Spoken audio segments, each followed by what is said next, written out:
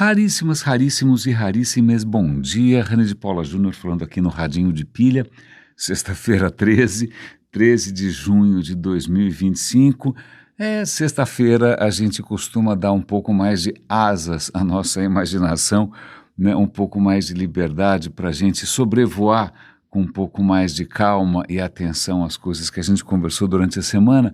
E essas pequenas metáforas aladas aqui, eu acho que elas vão servir de fio condutor para o episódio de hoje, porque eu acabei de ouvir um episódio interessantíssimo sobre algo que já muitas vezes acompanhou aqui os nossos episódios, desde que a gente mudou para esse apartamento novo, para esse bairro novo aqui, que aliás não é tão novo assim, nem o bairro, nem o apartamento. Uma das coisas que me encantou foi a abundância de passarinhos, volta e meia de manhã, bem-te-vis, sei lá, canários, nem sei quem mais, que outras aves, pássaros estão cantando por aqui, e muitas vezes eu gravei, registrei e usei o canto desses pássaros aqui como fundo do episódio. E é interessante, hoje a gente não colocou passarinhos, talvez até devesse, porque a construção aqui do lado voltou à vida depois de um breve período comatoso, né? Mas eu estava ouvindo um episódio do In Our Time, que é um podcast da BBC que eu gosto bastante. Ele é bem convencional, né? Ele até o próprio apresentador, ele já está ficando mais velhinho, como eu também, mas dessa vez era sobre algo que, bom, o título era sobre pulmões. Mas o que é mais interessante aqui, para a gente não entrar em nada muito anatômico, era um entendimento sobre algo absolutamente extraordinário e admirável que a gente pode observar em pássaros, né? Pássaros que a gente acaba esquecendo são dinossauros que sobraram, né? Caiu um meteoro, né? Para nossa sorte, né? Aliás, isso é muito interessante, não sei se cheguei a comentar com vocês. Eu acho que num desses vídeos que eu andei recomendando essa semana, do próprio David Attenborough sobre evolução, ele vai visitar uma floresta, eu não me lembro se era Bornéu, eu não lembro exatamente onde era, mas era uma floresta que tinha, uma floresta tropical, parecia uma Amazônia, né? Ela tinha 65 milhões de anos. 65 milhões de anos é 1 milhão de anos depois do que? Do meteoro que matou os dinossauros. Porque é uma coincidência que a floresta tenha surgido um pouco depois? Não, não é uma coincidência. É que as florestas, como a floresta amazônica, elas não podiam se desenvolver na época dos dinossauros porque os caras pisoteavam tudo. E eles pisoteavam tudo, eram umas criaturas gigantescas, não tinha como essas florestas se desenvolverem. Então veja, a morte dos dinossauros, além de nos deixar espaço para que os mamíferos conseguissem ter alguma chance, não é? Também deu espaço para que crescessem as Amazônias da vida, isso é muito interessante, mas o meteoro fez com que sobrassem pouquíssimos exemplares, né, os dinossauros viveram felizes e contentes por 150 milhões de anos, né? Foi um tempo extraordinário, né? Hoje o que sobrou? Sobrou crocodilo e sobrou galinha, passarinho, todos os pássaros são descendentes dos dinossauros. E uma coisa extraordinária dos pássaros é que eles, por exemplo, voam. E para voar, eles precisam de alguma coisa em quantidade brutal, que é oxigênio, né? Imagina o esforço que deve ser, né, para você estar batendo as asinhas que tem um louco ali, né? E imagina decolar do chão, como é que você consegue tanta energia assim, né? Puxa, como é que, em suma, os pássaros têm um sistema respiratório absolutamente extraordinário e completamente diferente do nosso. Aliás, eu estava ouvindo ali os caras explicando, eu não estava entendendo muito bem como é que funciona o sistema respiratório dos passarinhos, é um negócio meio bizarro. Aí eu perguntei para o ChatGPT, aí eu perguntei para o Claude, aí eu pedi para o Perplexity vai acabar nos ajudando daqui a pouquinho, né? Por favor, você pode me dar um link com algum vídeo que explica como funciona a respiração dos passarinhos? E ele me deu alguns vídeos, eu vou compartilhar com vocês, e tem uma coisa extraordinária. A respiração dos passarinhos é completamente diferente da nossa. Nós temos, né, aqui uma caixa torácica, né, com essas costelas, etc. e tal, e nós temos um diafragma e temos pulmões. Os pulmões são esses balões que enchem um pouco, esvaziam um pouco. Então, você tem lá dentro dos seus pulmões, entra praticamente uma maré alta de ar fresco e depois a gente expulsa uma maré de ar gasto, né, gás carbônico, aí vem uma outra maré, a coisa vem em ondas, como diria Lulu Santos, né, você enche o pulmão, aí você esvazia o pulmão, aí você enche o pulmão e você esvazia o pulmão. Não, o passarinho não funciona assim, é um negócio muito difícil de explicar, mas o passarinho, ele não tem um pulmão como o nosso que parece um balão, na verdade é um tubo, o pulmão de um passarinho, ele não incha nem desincha, ele é praticamente um tubo de passagem, né? Só que ele tem uma coisa que a gente não tem, que são sacos aéreos, que funcionam mais ou menos como foles. Né? Então, esse é o sistema completamente maluco. Os passarinhos têm de 7 ou 9 desses sacos que funcionam como foles, e o que eles fazem é que o ar circula continuamente numa direção só. Fica o tempo inteiro, à medida que o passarinho inspira e expira, não é que assim, entra ar no pulmão, sai ar do pulmão. Não, o pulmão, não me peça para explicar de maneira oral, eu vou dar um link para vocês verem um vídeo. O ar está sempre circulando pelo pulmão do passarinho e é isso que permite que o pulmão do passarinho seja tão eficiente assim e ele consiga voar. Uau! Evolução fazendo maravilhas, né? Se ele tivesse um pulmão como o nosso, que fica enchendo, desenchendo, enchendo, desenchendo, o passarinho não ia para lugar nenhum, né? Acho que o único mamífero que consegue levar ao máximo do rendimento o nosso modelo de pulmão é um morcego. Morcego é o máximo que a gente consegue. Olha que o morcego é pequenininho, né? Então é o máximo que ele consegue. Se você quiser mais do que isso, você tem que realmente mudar todo o funcionamento do pulmão. Então, próxima vez que você olhar o passarinho, então olha qualquer passarinho, pode ser um canário, pode ser um pintacilgo, pode ser um bem-te-vi. Primeiro, é um dinossauro disfarçado. Né? Em segundo lugar, você está olhando o pulmão mais extraordinário da natureza, completamente diferente do nosso. E o que é interessante é que esse pulmão, vamos falar um pouco de evolução. Da onde vem esse pulmão? Sei lá, ele desenvolveu esse pulmão para poder voar. Né? Assim como, sei lá, desenvolveu as penas para poder voar. Né? Então, quando você olha um passarinho, tem pena, tem pulmão, você fala que maravilha, né? Quem sabe foi um criador no momento de glória, sei lá, que resolveu fazer essa criatura perfeita. Veja bem, ele é descendente dos dinossauros. Os dinossauros já tinham esse sistema respiratório. Os dinossauros já tinham esses sacos aéreos. Aliás, os dinossauros já tinham penas. Né? Muitos dinossauros eram emplumados, porque as penas não nasceram para voar. As penas nasceram inicialmente, talvez para proteção térmica, né? Um casaquinho, eventualmente para uma exibição, para atrair as moças ou os moços, depende. Né? As penas não surgiram para voar. Elas, com o tempo, foram adaptadas devagarinho, devagarinho, devagarinho e acabaram servindo para voar. Mas elas não nasceram para voar. E a mesma coisa, o pulmão do passarinho não nasceu para voar, o pulmão nasceu nos dinossauros. Por quê? Talvez porque, vamos lá, esse tipo de pulmão que, nossa, aproveita pra caramba o oxigênio, ele permite que as criaturas fiquem muito grandes, porque imagina, alguns dinossauros ficaram com dezenas de toneladas, umas criaturas colossais. Como é que você faz para dar oxigênio para todas as células de uma criatura dessas? Então, tudo indica, né, que esse pulmão extraordinário que permitiu o voo do passarinho, assim como as penas que também permitem o voo de um passarinho, né, isso tudo nasceu lá atrás com outra finalidade, porque a evolução funciona assim. Ela vai trabalhando com o que ela tem, ela não sabe para onde ela vai. Né? Não é que lá atrás algum gene teve, olha, eu quero voar, então, portanto... Não, ela não sabe. Ela vai por tentativa e erro, tentando resolver problemas daquele momento.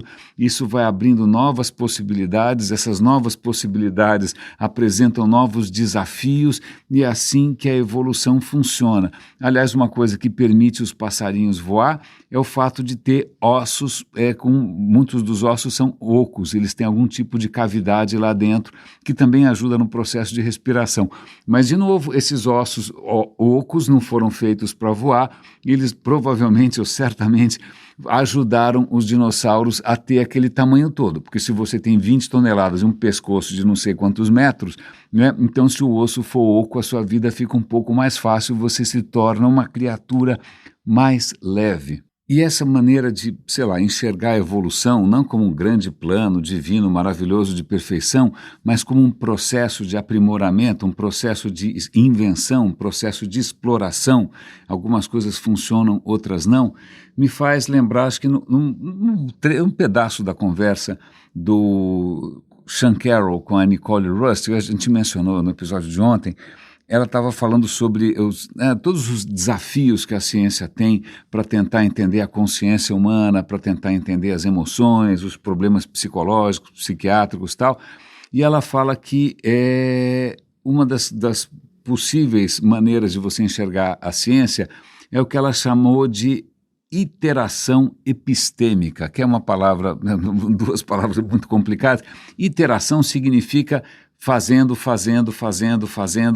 repetidamente, várias iterações, você tenta uma vez, tenta outra, e epistêmica porque o princípio é esse, o princípio é você ir tentando e ir aprimorando, mesmo que no começo você não tenha a menor ideia de que direção você vai, né? Grandes problemas da ciência muitas vezes foram desvendados ou começaram a ser descobertos assim, você não sabe exatamente por onde você começa, mas você começa. E isso é uma coisa que eu observo em alguns canais que eu admiro e que eu acompanho, por exemplo, o canal Space Time da PBS ou o canal da Sabine Rosenfelder, são dois canais que falam de física, porque o que você está vendo ali não é gente necessariamente explicando alguma coisa que já está consolidada, né? São cientistas explicando as fronteiras ou os limites da ciência e os novos desafios, os impasses, os embates, não é? Hoje mesmo estava vendo um episódio, aliás, é muito interessante porque esses canais, um está citando o outro, isso é fascinante para mim.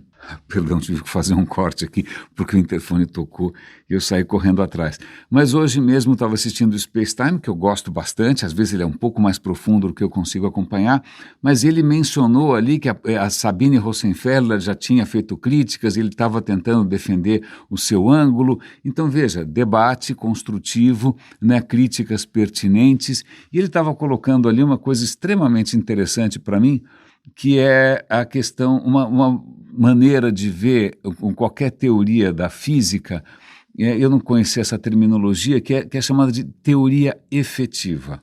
Né? Uma teoria, você pode ter alguma teoria, sei lá, que pode ter a pretensão de explicar absolutamente tudo, desde o maior até o menor, né? E aliás isso é um sonho, né? Que um dia a gente consiga fazer uma teoria de tudo, uma teoria universal que vai explicar desde da física quântica até a gravidade, passando por tudo, a gente não chegou lá ainda, né? Mas o que você tem são teorias que funcionam dentro de certos limites, né? Quando você lá, eu na faculdade estudei, fala aí qualquer coisa, tipo mecânica dos fluidos, que era um negócio super cabeludo, não é? Na mecânica dos fluidos você tem uma série de equações e tal, mas ali em nenhum momento você está tratando o fluido como um fluido que tem algumas propriedades, fala aí, viscosidade, densidade, mas você não precisa ir até os átomos, não precisa, né? Não precisa. Se você começar a aprofundar demais e querer ver muito no detalhe, a teoria para de funcionar, porque um átomo não sabe que ele é água, um átomo não sabe que ele é uma baleia, um átomo não sabe nada.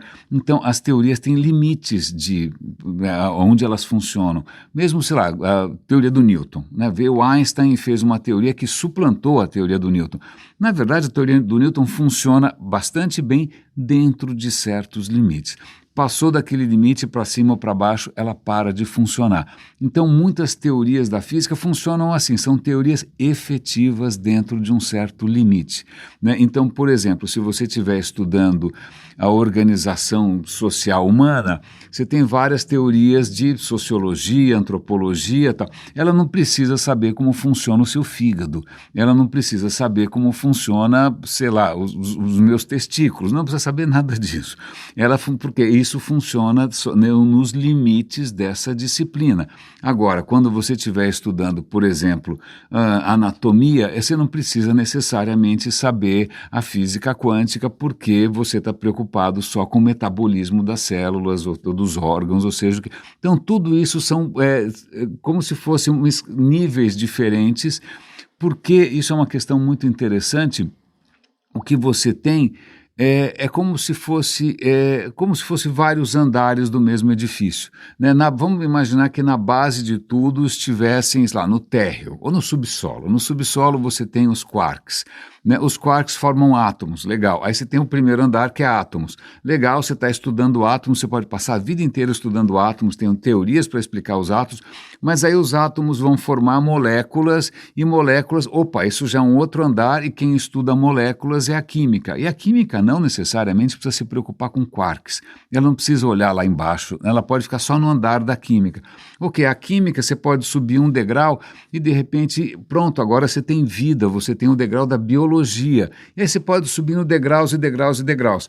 Se você pensar num organismo, você pode pensar, tá, uma baleia, é o que ele fala ali, a baleia tem um outro nível que são os órgãos da baleia, os órgãos da baleia tem a bioquímica, você tem vários andares, e aí ele percebe que do átomo da baleia até a baleia são mais ou menos 15 andares, 17 andares, de níveis diferentes. Cada nível tem uma disciplina explicando. Tá? O que é interessante é que na física de hoje, quando você tenta entender o que está faltando em termos de uma teoria geral, você percebe que tem vários andares ali que você não sabe nada a respeito. Porque o andar mais inferior que a gente tem, o subsolo, são os quarks. A coisa acaba no quark? Talvez não, talvez tenha um nível mais fundamental. Até onde você pode descer? Teoricamente, você pode descer até o limite de Planck. O limite de Planck é tão minúsculo, é 10 a menos 35, é 35 zeros, tá bom? É uma coisa absolutamente impensável. Mas esse nível mais profundo que a física consegue imaginar está 17 andares abaixo do quark. Então, veja, tem 17 andares para a gente entender ainda, para a gente explorar o que tem nesses 17 andares lá para baixo, e isso é um tremendo desafio e os cientistas estão correndo atrás disso. Eu achei muito interessante essa história da teoria efetiva, eu estou conectando isso com essa questão da iteração epistêmica, que é essa questão de você se jogar e tentar descobrir o que acontece, e por coincidência eu me lembrei agora de manhã de algo que eu estava lembrando muito mal, inclusive. Eu me lembro de ter lido há muito tempo, não sei se eu comentei com vocês, se eu não me engano era um economista, o economista estava querendo fazer um trabalho acadêmico, ele queria fazer alguma coisa diferente, então ele resolveu pensar em arte como investimento. Ok, tem muita gente que investe em arte como investimento, ou para lavar dinheiro também, mas tudo bem. E aí ele começou a pesquisar, sei lá, referências de arte, enciclopédias e livros, e ele percebeu que toda vez que uma enciclopédia ia falar sobre, ou um trabalho qualquer, ia falar sobre o Picasso, ele ilustrava o Picasso com as mesmas obras. Quando ia falar do Matisse, com as mesmas obras. Porque eram sempre as mesmas obras que representavam um artista que tinha vivido, sei lá, 90 anos. E ele percebeu outra coisa interessante. Alguns artistas eram representados por obras da juventude, outros artistas eram representados por obras da maturidade. E aí ele começou a perceber que, essa é a teoria dele, que tem dois tipos de gênio. Tem aquele gênio que logo de saída é um gênio, pensa aí, o Mozart. O Mozart já era um gênio desde criança, daí para frente só foi, sei lá, produzindo. Pensando em artes plásticas, Picasso também era assim, Picasso era um gênio precoce. Daí para frente ele só foi, né, diversificando. Agora, e aí tem uma outra questão, né? O Picasso sempre teve uma autoconfiança extraordinária desde o começo. O cara sabia que era um gênio. Mozart provavelmente também. Agora, um contra-exemplo é, por exemplo, o Matisse. Matisse não se achava um gênio no começo, né? Ele achava que ele estava sempre melhorando, até o final ele estava experimentando, né? Tanto que as obras mais representativas são do final. Um artista japonês que eu venero, né? que é o Hiroshige, que tem aquela pintura, aquela gravura espetacular daquela onda gigantesca com o Monte Fuji e tal. O Hiroshige viveu até uma idade avançadíssima, não lembro se foi 80, 90, não lembro, e aos 80 ele falou, olha, acho que agora eu estou começando a entender o que é pintura. Não é? Então, eu lembrei disso, eu lembrava dessa história muito rápida, muito superficialmente, e aí eu resolvi fazer um teste com o modo conversacional do Perplexity. O Perplexity é um outro desses robôs, uma outra dessas inteligências artificiais, que é um pouco diferente do ChatGPT ou do Gemini. Ele foi treinado com fontes confiáveis. Quais são as fontes confiáveis aqui de conhecimento? Essa. Então ele já fez ali uma curadoria anterior. Cara, e o Perplexity está funcionando muito bem, ainda mais porque ele costuma dar link para as coisas que ele fala, o que é super legal. Aí eu abri um modo de voz que eu nunca tinha testado e comecei a tentar falar em inglês, não meio macarrônico. Eu falo, olha, cara, eu não me lembro muito bem, eu lembro de um acadêmico, essa mesma história que eu contei para vocês. Ele não hesitou. Esse é o David Galenson, ele é um economista, e aí ele me deu todas as referências, e a história é essa mesma. Né? Ele percebeu que existem dois tipos de gênio, né? A teoria dele é essa, o gênio que ele chama de conceitual, que é aquele cara que já nasce com um ego gigantesco, né? E aquele cara que é mais experimental, que vai experimentando ao longo da vida, porque ele não sabe muito bem o que ele está fazendo. Eu achei ótimo, fica a dica aí para vocês usarem aí o Perplexity, mas também para mim foi um certo consolo, porque tem colocar um aspecto pessoal aqui bom, vocês estão acompanhando todas as minhas hesitações e descobertas e frustrações aqui todo santo dia, nada mais justo do que eu contar um pouco dos bastidores aqui, não só do radinho, mas das coisas que eu produzo. Né? Quando eu, lá atrás, eu larguei a engenharia, eu fazia engenharia numa faculdade conceituada, fazia poli. Né? E aí, o que na verdade é só pelo menos é o que você normalmente se orgulha quando você está numa escola dessas, é que você tem, sei lá, um cérebro mais poderoso para algumas coisas. Né? E quando eu resolvi sair da poli para ir para ECA, para fazer comunicações, tinha vários riscos aí. O primeiro risco, óbvio, era ganhar muito menos e, obviamente, ter uma vida muito diferente do que se eu fosse CEO de alguma coisa, ou se eu entrasse para o mercado financeiro, ou seja o que for. Né? Podia dar tudo errado. Mas o risco maior para mim era um risco diferente, né? Porque se eu vou para uma área de comunicações, entra em jogo aí algo que eu nunca tinha validado antes, que era talento. Né, na engenharia, você está validando se você tem facilidade para matemática, ou se você é CDF o suficiente. Né, se você estuda muito, você passa. Agora, talento é uma coisa muito mais cruel, e eu nunca tinha validado isso, eu nunca tinha colocado isso à prova.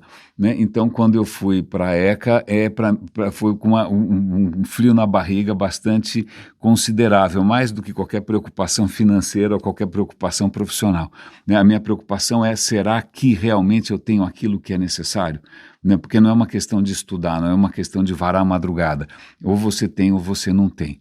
Né? E é curioso porque essa insegurança nunca passou. Né, nunca passou, e eu acho que se tem alguma coisa que explica por que eu, ao longo de tantas décadas, eu produzo tanto, é um pouco essa questão de eu me pôr à prova o tempo todo, né, de eu me expor o tempo todo. Por exemplo, ontem eu cometi a completa insanidade de cantar, que é uma coisa para a qual eu absolutamente não nasci. Né, mas, cara, então eu não vou ter medo de me expor, né, vamos ver o que sai. Né, é uma questão iterativa, epistemologicamente iterativa. Vou me expor, eu vou falar de improviso, eu vou me aventurar até em terrenos que, de repente, deveria ter um pouco mais de juízo. Então, essa ousadia e essa repetição, né, essa tentativa de, por tentativa e erro, inclusive, até por volume, descobrir um rumo, porque para muitas coisas ligadas a talento, ao meu talento, eu nunca tive muita clareza de qual era o talento que eu devia ter, qual é o rumo que isso podia me levar. Eu simplesmente fui atirando para todos os lados possíveis. Não é? E aí, isso explica, né, muitas das minhas insanidades aqui, muitas das coisas que eu acabo produzindo que não ficam tão boas assim, é simplesmente uma exploração contínua daquilo que é possível para mim. E aí, nesse mesmo espírito, eu quero dar primeiro feliz aniversário aqui para o Samuel. Ontem foi aniversário do Samuel, né, Samuel Strapa, que é um super raríssimo, aqui um dos 13 ou 14, eu já perdi um pouco a conta, mas é muito interessante porque o Samuel compartilhou comigo um experimento dele também. Ele também tem uma jornada parecida de experimentação para descobrir do que ele é capaz. E ele compartilhou conosco um poema, e o poema é sobre, como, né, desde o começo do episódio a gente está aqui sobrevoando esse assunto, passarinhos. Então eu vou ler para vocês esse poema do Samuel, justamente, quem sabe aqui eu estimulo Samuel a voltar a experimentar, a voltar a bater as suas asas, né? A voltar a explorar aquilo que é possível e aquilo que de repente ele nem imaginava. Então, com vocês aqui, um poema escrito na Barra da Tijuca, no Rio de Janeiro, por Samuel Strapa. Amor de passarinho. Se eu pudesse representar o nosso amor, desenharia passarinhos, saltando de nossas cabeças, tomando o céu e outros ninhos, levando nos bicos as sementes dos nossos corações afetivos para semear alegria que não teve na terra seus devidos adjetivos. E daí virão outros pássaros para o encontro de asas e assobios, livres, amontoados, empoleirados, feito o calor de fortes abraços. E na despedida, a revoada deixará para trás suas penas coloridas para pintar este chão de outono, nosso amor enraizado, nossas vidas. Samuel, feliz aniversário. A todos raríssimos aqui, que fique esse sopro, esse respiro, esse oxigênio para que a gente alce asas e voe cada vez mais alto. Um grande abraço, bom fim de semana e até segunda-feira.